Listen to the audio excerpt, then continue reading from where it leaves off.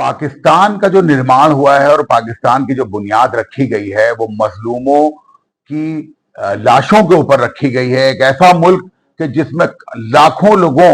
की लाशों को दफनाया गया है जालिमाना तरीके से, तो कभी भी पाकिस्तान सुकून से जीने वाला मुल्क नहीं बन सकता। वहां पे अगर आप देखेंगे जिस प्रकार से शियों की हत्याओं का सिलसिला एक लंबे तवील अरसे से जारी है, उसको रुकने का नामो निशान लेने के लिए कोई सरकार जो है वो आगे नहीं बढ़ी। न कभी किसी सरकार ने इस मामले में मजम्मत की, न कभी किसी सरकार ने इस मामले में दोषियों को अरेस्ट किया। आज भी आप देखें तो वहां पर जो शिया दुश्मन तकरीरें हैं और जो शिया दुश्मन लीडर हैं वो खुलेआम घूमते हैं और खुलेआम शियों के कत्ल के फतवे देते हैं, फिर भी उनके ऊपर सरकार द्वारा कोई एक्शन नहीं लिया जाता। यही वजह है कि वहां शिया जबरदस्त किस्म से जो है वो दहशत के शिकार हैं और दहशतगर्दियों का शिकार होते रहते हैं। हम लोगों ने हमेशा इस मामले में जो एक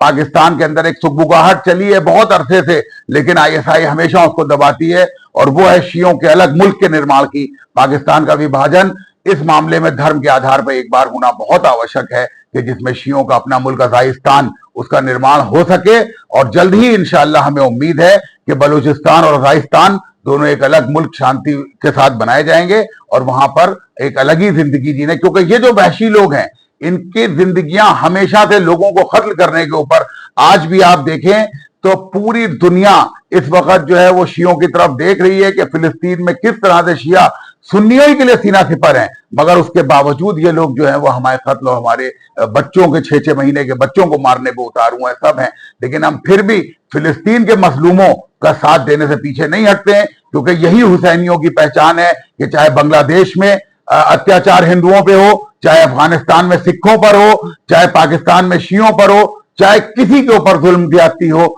हम हमेशा जो है वो सीना सिपर होते हैं, हम हमेशा मजलूम के साथ खड़े होते हैं। और ये जो तबका है ये हमेशा जालिमों के साथ खड़ा हुआ। 1400 साल से इसने इस्लाम के नाम के ऊपर जिस तरह से लूट मार, जिस तरह से दहशत गर्दी, जिस तरह से इन्होंने हत्याएं की हैं, ये साफ जाहिर होता है कि कभी भी ये लोग जो हैं वो इस्लाम के पैरोकार नहीं हो सकते, क्योंकि ना तो इन्होंने कुरान को समझा है, ना इन्होंने दीन को समझा है। ये सिर्फ और सिर्फ जो है वो नसारा और यहूद के एजेंट हैं कि जो दुनिया भर में दहशत फैला रहे हैं। सर हमेशा सर देखिए, शिया वहां अल्पसंख्यक हैं,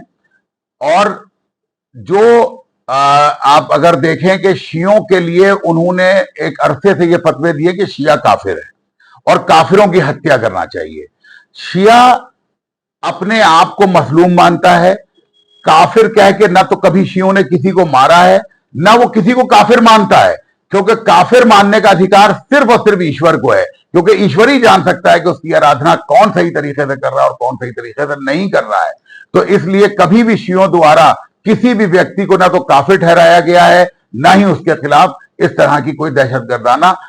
कोई कार्रवाई की गई है। आज भी अगर आप देखें अमेरिका और इसराइल जैसी ऑर्गेनाइजेशन वो शियों को भरपूर तरीके से आतंकवादी घोषित करने पर लगी रही, मगर शियों के अपने तरीकेकार से आज भी पूरी दुनिया शियों को मजलूमों की श्रेणी में खड़ी करती है और किसी की भी उनको आतंकवाद से जोड़ने की हिम्मत नहीं हो पाई।